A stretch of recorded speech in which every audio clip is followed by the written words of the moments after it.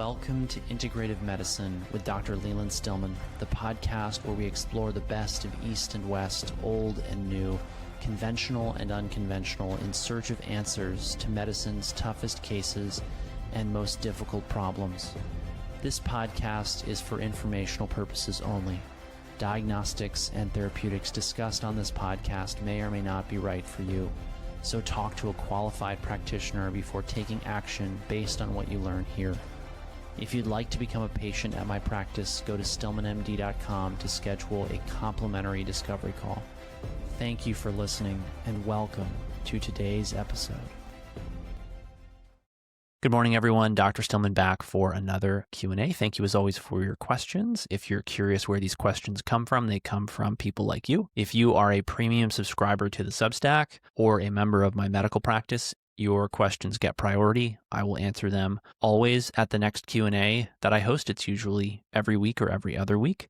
And if you are just a subscriber to the Substack, you can submit a question anytime through the free Q&A link, but I may not have time to get to it. So without further ado, let's jump in. Sarah asks, do you recommend DNA testing such as insert company name here to help guide our wellness journey? So the answer is maybe. Here's how I think about genetics in terms of your wellness journey. So first of all, we have to always think about how much money are we going to spend on testing? Because what I've noticed is that people will go out and spend $2,000 on testing, get bad interpretations, spend half an hour or an hour with a clinician going over it, spend a bunch of money on supplements, come to me and say, I didn't get any results, why not? And the answer is usually some combination of they did the wrong testing, they didn't interpret it right, they didn't put you on the right supplements, you didn't take the supplements, you took too many supplements or they put you on too many supplements, or they missed key diet, lifestyle, and environmental questions in their history taking or lack thereof, that if they'd asked and known what to do with that information or made better recommendations, you would have gotten the results you were looking for, right?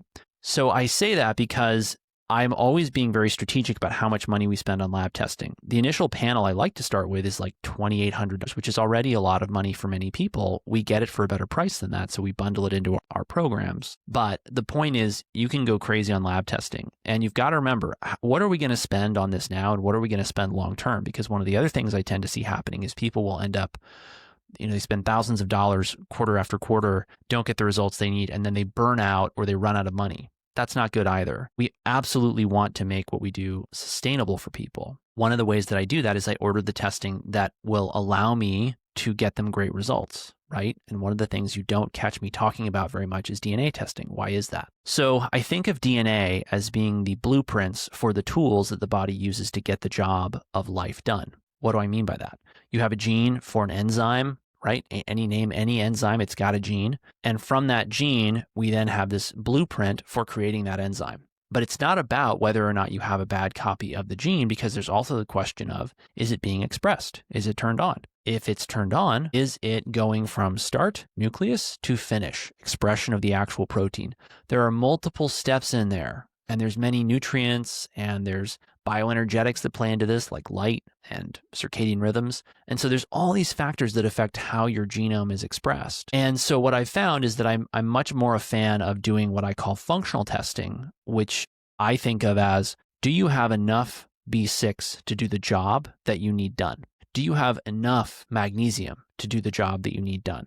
Do you have enough zinc to express the genes you've got? And I really start here. And I usually double and triple down on this. And frankly, that's how we get the results we get. I must say, I don't get into the DNA testing and I'm not very well versed in it, in part because we get such good results and we have such word of mouth referral that I haven't had time to dig into it deeply. It's something I would really like to learn more about. But that being said, we always focus in the practice on what is going to move the needle for patients next. One of the things I'm looking at right now is high-dose vitamin D. We're currently implementing that in the practice across different programs. And the reason why is that it seems to have these amazing results clinically that I had sort of heard about here and there, but had never really focused on. And how does it work?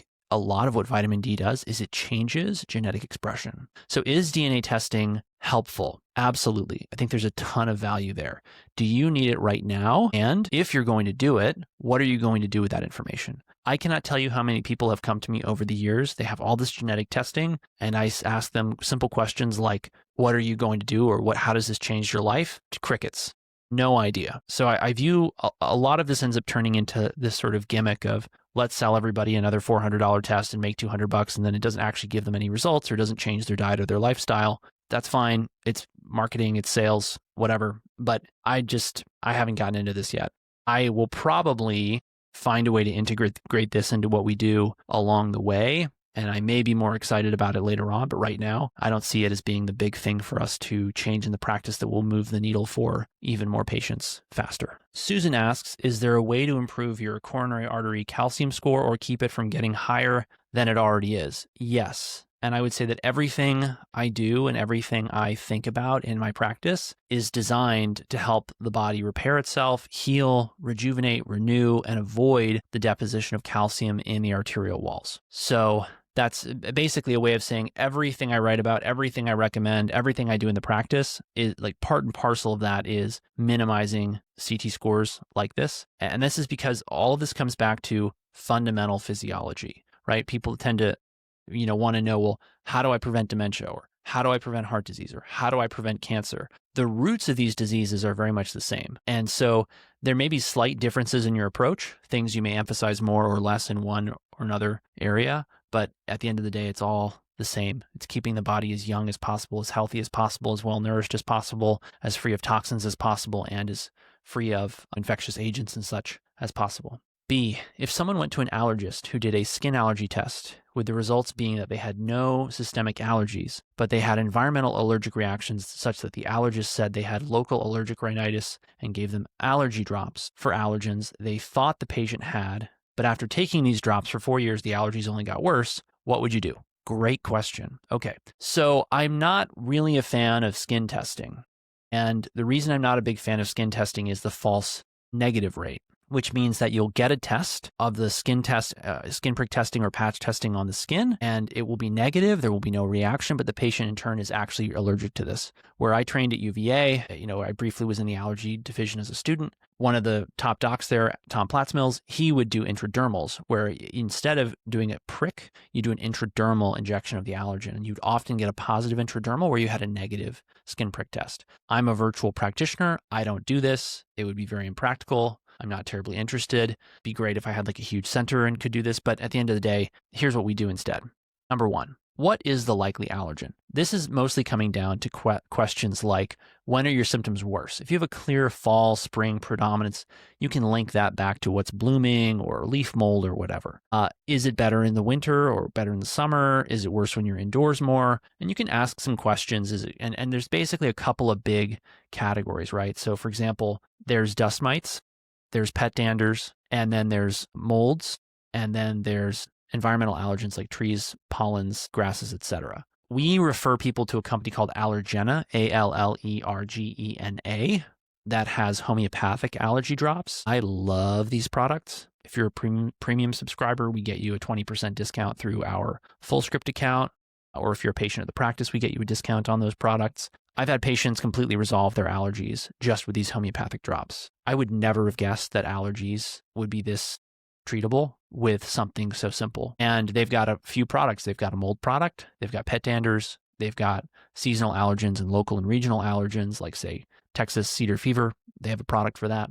It's based on zone. So there's like New England and the Mid-Atlantic, there's the South, there's the upper Midwest, there's the South Central, and then there's a couple of regions in the Rockies and the North. And then, did I mention they have a pet dander formula? So they've got all these different formulas for these things that you can buy and try. Now, along with that, I'm really curious about the person's immune system and their underlying well-being, because what you'll find overwhelmingly is that people who have allergies have a high total toxic burden. And that's where you'll hear these stories of people saying things like, for example, my friend Clark Engelbert, who you all probably have heard me talk about, he reported having, I think it was seasonal allergies disappear after he had a large elimination of lead on his hair tissue mineral analysis, right? So we'll get these stories of purifying the body and all of a sudden allergies just disappear. So my approach is always nourish, get the right nutrients into the body so the body can heal and perform at peak performance, detoxify, get rid of the toxins in the body that are weighing it down and that are holding it back, And that would also mean the toxins that are creating these allergies, and then purify. And this is where you get these weird stories of people saying, I did this parasite cleanse and my allergies went away. I've got a post somewhere in the past on parasites. You can look that up. I think it's behind the paywall right now. We do mean to release those beyond the paywall, but we're not there yet. So give us a little while to write those and iterate those. But anyway, my point is that's what I tend to do in the practice for allergies. I will, of course, do nutritional balancing based on hair tissue mineral analysis. We'll walk people through our protocols like vitamin C, MSM, and iodine. Those alone sometimes have huge impacts on allergies and also autoimmune conditions. So those are the things that I do in the practice if I get a case like this. Okay, Dennis, avoiding Teflon cookware is a no-brainer, but are there any non-stick materials or technologies you can recommend as being safe? I use this stuff called greenware cookware. It's like some kind of diamond ceramic something. I've never done any like third-party testing on this, but it's Teflon free and it says it's safe and we're using it. I don't see any toxins coming out in the hair. So I hope that their claims are correct. Nick, in your experience, are heavy metals or parasites a factor involved with fibroids developing? 100%, Nick. Yes, there's definitely a link between all of these different things. I can't say conclusively that it's heavy metals or because I also have seen women report that when they got rid of their stretchy yoga pants and their other synthetic clothing, they had massive improvements in their, let's call it, feminine well-being. So I'm fascinated by the role of these endocrine disrupting compounds that are synthetic chemicals coming into the body, as well as things like molds. But there's no question in my mind that heavy metals and potentially parasites can play a role in things like fibroids. Sue Lynn, hello. I wanted to get your thoughts on Morley Robbins' root cause protocol and the full Monty panel. I'm interested in doing the panel. Is that something that you support? Okay, Morley is totally wrong about copper. And I know this because I have tested copper levels and I can't even remember how many hundreds of people. And you will rarely see deficiency, but it does happen. You will commonly see suboptimal levels, but not that often. You will frequently see excess levels of copper in the blood. And in the hair, you will see low levels, you will see optimal levels, and you will see high levels. When you look at the mechanics and the kinetics of copper in the body, Morley's just totally confused. And I literally have patients on camera saying, the root cause protocol screwed me up so much. So I like Morley. I consider him a friend, but I really think he's confused about copper, zinc, the relationships of the other minerals. Is the full Monty panel a good panel to run? Sure, but I have to tell you, I think it's such a mistake to get a panel without a practitioner. First of all, if they know anything, they can get you a better deal on it than you're going to be getting somewhere else. Secondly, I just see so many people getting these panels and they don't get any kind of good interpretation, or they get the wrong interpretation. So they wind up on the wrong supplements that make them worse. This drives me nuts. But it's your money, it's your time, it's your lives. We're here to clean up messes that other people make with clever marketing and bad ideas. Anyway, Alyssa, is there a reason to test for mold, or does that come out with metals, or how do you guys look at this? Great question. Funny story. I had a consult the other week with a young lady who's been to really top doctors, great people. I really respect them. They've been chasing mold for a long time. She's come to see me because she's just fed up with chasing mold. So a lot of people do mold testing and they do one test and they get a high level and they think, aha, I have the mold. The mold is the problem. Funny story. I've got more cases than I can remember, and one particularly memorable case of a guy with very severe mold toxicity, very clear exposure, very high levels. But we did this guy's hair testing and his blood testing, crazy levels of mercury in hair and blood. He went through chelation, got worlds better. So it's the kind of thing where if you stop thinking at, aha, we have a positive mold test, you are going to miss heavy metal toxicity. You are going to miss petroleum chemical toxicity. You are going to miss smart meters and too much cell phone exposure and circadian rhythm disruption and all kinds of other stuff. So we don't run mold testing, and I want to tell you why. We see a lot of noise in the data.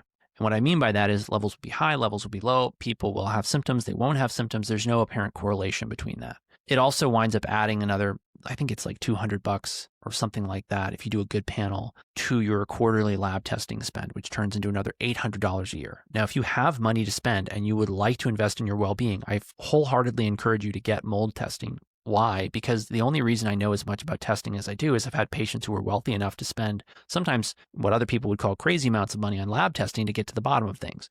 And if you don't know this, I run all my labs in triplicate when I'm looking at a new lab to incorporate in the practice. So I spend a lot of our own money in the practice on just hey, is this test repeatable? Is this test worth doing? Does this test mean anything? Or is it just, clever, whatever, marketing? So I don't end up testing for it because we get people better without ever looking for mold.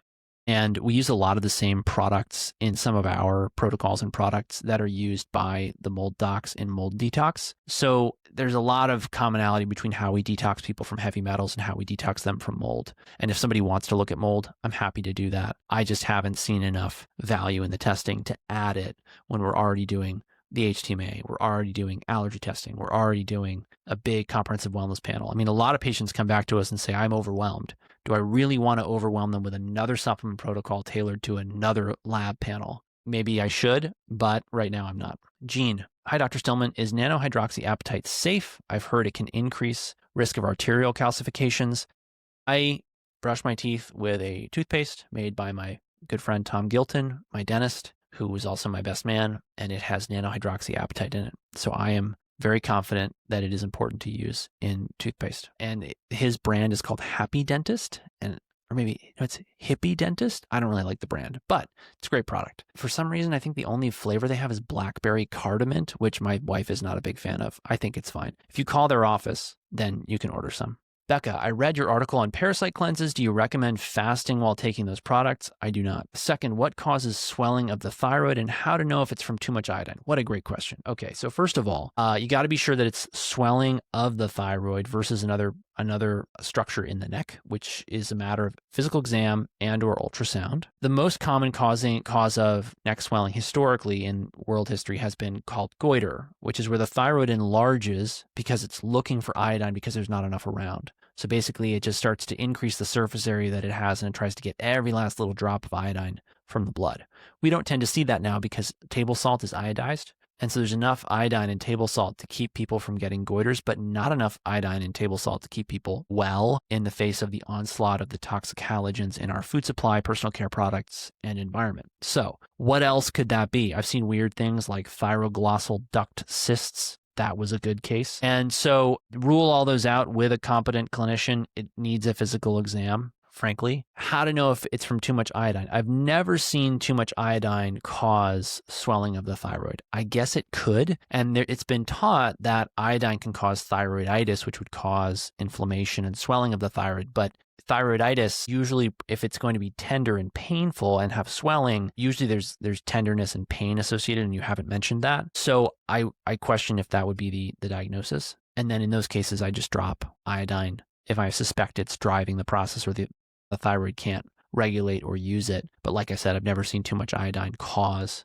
thyroiditis. Otherwise, I don't know that I would actually prescribe it for that. Olivia, what testing is available to determine which autoimmune disease a person might have? This is a great question. We've actually been looking into this for the Autoimmunity Recovery Program. So here's the thing. Autoimmune diseases are these huge categories. Well, let me rephrase that. It's a huge category in and of itself, with very small subcategories. And what will often happen is people wait years and years and years struggling with symptoms before they get a diagnosis. And this is because their serum, their blood labs haven't become positive for a conclusive diagnosis. What does that mean? What that means is that they wait years and years and years, gradually deteriorating, wondering what their diagnosis is, until the process is so far advanced that they have the lab proof of a specific diagnosis. So I don't worry about which autoimmune diagnosis a person has, except in the context of what drugs are we going to use or might use, and why and how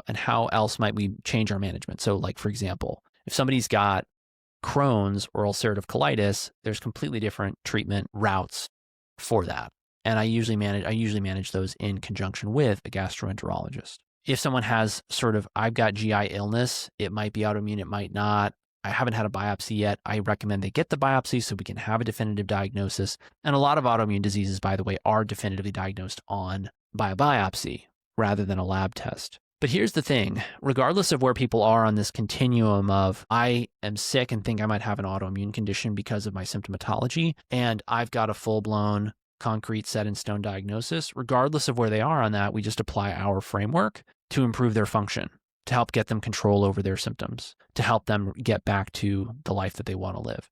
Because the reality is they all have the same root causes. And so when you deal with those root causes, you can see healing just spontaneously occur. Mary, on the HTMA, is there a best type of oxidizer? Fast, mixed, slow to be? The answer is no. My answer is, or my more complete answer is, you want to be as balanced as possible. So one of the things that I'm fascinated by is that in my HTMAs, my own HTMAs personally, I have gone from wildly imbalanced all over the place to very balanced. And as that's happened, I've become very metabolically flexible and I feel great all the time. And on my most recent heavy metal testing, I have no heavy metals at all.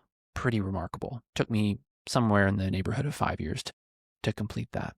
Your oxidation rate will fluctuate, and you have to remember that you want it to be what it needs to be in order for you to deal with your environment, your lifestyle, and your life circumstances, right? So for example, if you're stuck in terribly deep, slow oxidation and you are just really exhausted, but you need to be at your best and performing at a high level, right? Then that's not good. If on the other hand, you are meeting your needs and you are, let's say in like fast oxidation and you're a high performer and you're going super fast, you can burn out.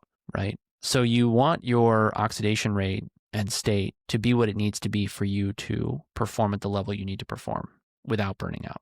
There's more I could say on that, but in the interest of time, I will keep it brief. PJ, can high dose D3 cause insomnia? Yes, absolutely. Which is interesting because one of the things that D3 does is it tends to improve deep sleep. But one of the things that happens with pretty much anything we use is that you can get these paradoxical effects. So in melatonin, by the way, it massively improves deep sleep, but it can also cause insomnia paradoxically. What I would do, depending upon the case, right, is if it's really severe, I would just stop the D3, give the person a washout period, and then restart at, say, 5K. But I'd want to take a fuller history because why are we using the D3 in the first place, right? And then more likely, I would just say, hey, drop it to 20K because I wonder if maybe a smaller dose they would tolerate. Susan, on an MRT food sensitivity test, would a sensitivity to cow's milk also include raw A2 cow's milk? Yes, it would. Would a sensitivity to wheat also include sourdough? If the sourdough is made with wheat, which technically it could be made with a bunch of other grains. Susan, my blender that I use daily for protein smoothies is on its last legs. When considering a new one, do you think it's worth the considerable extra expense to get one that is stainless steel rather than plastic? Boy, have not considered this. I would say probably not. Or if it is worth it, it's a very small improvement because ideally blenders are made of very durable, tough plastic that's not going to leach out into your smoothies, but we don't have any data on this, is what I would say. Ruth, what would you suggest to best help living with achalasia and esophageal spasms? I've used the X39 for the past year, but it doesn't seem to be helping as much as it used to. Okay, so we see this a lot. And when I say this, I mean people use the X39 and they expect it to get them to well, and it gets them great results. But one of the things that you'll find with any therapeutic is there's sort of a law of diminishing returns. It will get you a certain part of the way, but if your diet, lifestyle, environment, et cetera, are not dialed in, then those results will always fade and you will wind up back or at least closer to square one. So I'm not an expert on achalasia and esophageal spasm. You've got to run this stuff by your gastroenterologist. Those are complex diseases. So I have a case of eosinophilic esophagitis in the practice. They're, I think, 80% better or something like that on their subjective rating of how much better they are after about 1.5 years, I think, of mineral balancing. And I wasn't sure what I would be able to do for them when they came into the practice. And I told them that. I said, look, I have no idea what kind of results you're going to get. I've seen one case of this before and managed it. They got good results, but they were also doing esophageal dilation, which is normal for that diagnosis. But she came in, did all the things we recommended, and boom, world's better in 1.5 years. We still take care of that family. So I know that what we do works. Can I promise it would work for this? No, I would expect though that it would, because why wouldn't it? And this goes back to our whole philosophy of we're looking at all of the root causes of disease in our framework, and then we're addressing those root causes of disease with our core protocols, which is vitamin C, MSM, iodine, plus mineral balancing, plus X39, plus we take a very good look at the diet, lifestyle, and environment. And I have a real curiosity with esophageal spasms because you got to remember this is in many cases an autonomic thing. And so could breath work maybe be effective? Could this person be in sympathetic overdrive? And then there's other things that cause achalasia, like for example, I think Chagas disease, which is a parasitic disease, causes this. So then maybe antiparasitics would be helpful. So this is the kind of case we would come in, we'd do our standard operating procedure. As we got results or perhaps didn't see the results we wanted, we would go up the therapeutic tree and pick higher and higher levels of therapeutics until we get the results we want, with the obvious caveat that there's no guarantees. Okay, Jenny, do you have a protocol for alpha-1 antitrypsin deficiency? I do not. It's too niche for me. I haven't seen it yet in my own practice. Cynthia, I've been working on reversing type 1 diabetes. I've been able twice to increase my C-peptide. It was at undetectable levels, and then twice it increased from 0.2 to 0.28. I was told this is impossible. Please let me know if you are familiar with how this may be possible. I am now back to undetectable levels. Okay, one of the things about lab testing that I really stress to people is that, so your labs vary a lot. I don't have a lot of data on C-peptide. I've never run serial levels of C-peptide. It's kind of a niche lab test. Mostly the endocrinologists run this, if anyone. But I know from testing other things in the blood, some of them peptides, that you're going to get these big spreads. Now, in type 1 diabetes, you've lost your cells that produce insulin and therefore C-peptide. And so, but the thing is, did you lose all of them? So you must have some quantity of these cells around making this trace quantity. It's also possible that there's an error in the lab. They're reading C-peptide, but really it's some other small peptide. That would be a question for the analytical chemist working at the lab. Either way, this fluctuation up and then back down, very consistent with what we see in labs all the time and could just be an analytical problem. It doesn't necessarily imply that you were on your way to regrowing these cells and now you're not. And I've never heard of anyone reversing type 1, by the way, and that's in the integrative world. Like, I don't know anyone who's ever done it. Maybe they're out there. Some of this will depend on age, right? Because you get more stem cells when you're younger, fewer when you're older. So if you can intervene sooner, right, you get better. You would expect better outcomes across the board. All right, Matt asks, I have an amazing assistant who lives in the Philippines and works US hours. She has lupus and regularly struggles with migraines, light sensitivity, and other autoimmune issues. She's unable to get much sunlight due to immune reaction, and the night schedule doesn't help her circadian rhythms. We're trying to gradually transition her to a more asynchronous workflow so she can shift closer to a natural sleep-wake cycle, but she still needs to work some Pacific time hours to support her family. What other strategies have you used to work with individuals struggling with lupus? What a great question. So that's going to be in my book, The End of Autoimmunity, coming out this coming summer. And everything I write about on the blog, mineral balancing, all the rest of it, that's what I would lean on for this. We're also looking into high-dose vitamin D therapy, which I haven't heard cases of in lupus, but I'm very curious how effective it would be in lupus. So that's something she'd have to work out with a doctor for monitoring it and dose adjustments. Rachel, could one supplement with silica capsules to avoid buying bottled water? What would be indicated milligram dosing? Marcy has basically the same question. So here's the deal with silica, guys. Silica needs to be in water as orthosilicic acid, not just silica or silicone dioxide or whatever. And the form matters. Now, this is according to Chris Exley, the Dean of Aluminum Research, right? The big heavy hitter in the aluminum toxicity world, arguably. And so what he's established in his work is that only orthosilicic acid helps get rid of aluminum in the body if it's present in a high enough concentration. So that's the name of the game. Get the orthosilicic acid level high enough. From my understanding of his work, you have to get orthosilicic acid as in an aqueous solution. Dennis Krauss has a recipe for that. You can look it up. I think it's freely available. I think he's made it freely available online. If not, he's got a book where he's got the recipe in it. Maybe someone's got a silica supplement out there that's effective. I just haven't tested it and haven't seen the proof. So until I see the proof, I have to recommend the thing I do have proof for. Otherwise, I'm arguably just wasting my patient's time and money. So that's that. Okay, everyone, that's all the time we have for today. Thank you as always for your questions. Please upgrade if you haven't to your premium subscriptions. I look forward to answering your questions in the next Q&A. Take care, everyone. Have a great day.